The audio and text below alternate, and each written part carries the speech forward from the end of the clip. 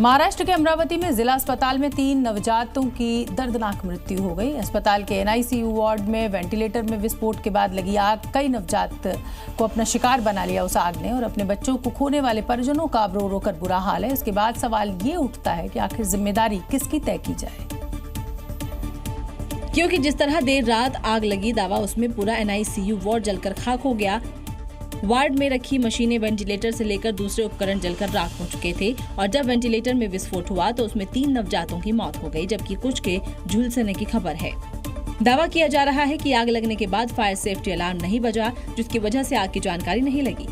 यहाँ पे जो फायर की अलार्म यंत्रणा थी वो कार्यान्वित नहीं थी, इसकी वजह से ये मृत्यु हुआ है, ऐसा जो है वो प्राथमिक अंदाज बताया जा रहा है। हालांकि प्रशासन का कहना है कि फायर ऑडिट को लेकर कोई गड़बड़ी नहीं मिली है, लेकिन उपकरण की जांच जारी है। जो दोषी होगा उस पर एक्शन होगा।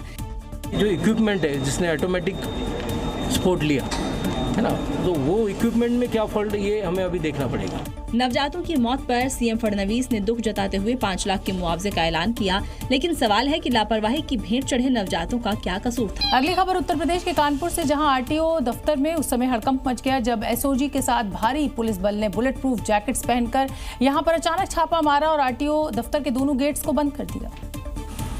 उसके बाद आरटीओ ऑफिस में अफरा तफरी मच गई और बुलेट प्रूफ जैकेट में योगी फोर्स को देखते ही दलालों के होश उड़ गए और इधर उधर भागने लगे। इस दौरान तस्वीरों में देख सकते हैं कैसे आरटीओ ऑफिस में हड़कंप मचा है। इस दौरान पुलिस के जवानों ने दौड़कर 22 दलालों को मौके पर ही दबोच लिया। हालांकि कई दलाल दीवार फांदकर भाग गए। गिरफ्तार दलालों को पुलिस ने वैन में बिठाया। इस दौरान छापेमारी के दौरान अधिकारियों ने अलग अलग विभागों के दस्तावेजों और नकदी की जाँच की। जिला प्रशासन और क्राइम ब्रांच की टीम ने जब कैश डिपार्टमेंट की तलाशी ली, इस दौरान संदिग्ध भूमिका वाले 5 से 6 लोगों को पूछताछ के लिए हिरासत में लिया गया।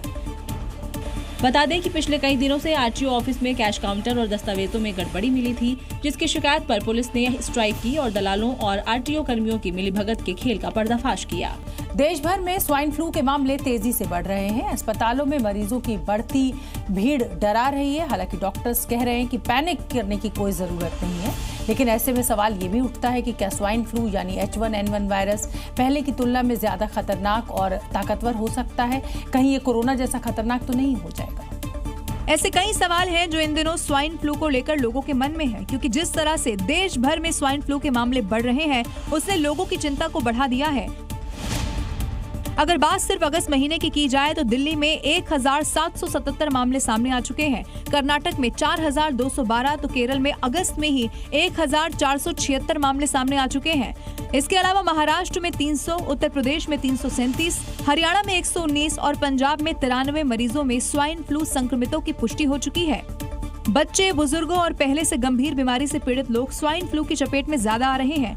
अगर बुखार तेज हो और 5 से 7 दिन में कम नहीं हो रहा हो, साथ में सांस की तकलीफ हो, छाती में दर्द हो, या उल्टी बहुत ज़्यादा आ रही हो, या ऑक्सीजन सैचुरेशन कम हो रही हो, तो ये सीरियस हो सकता है।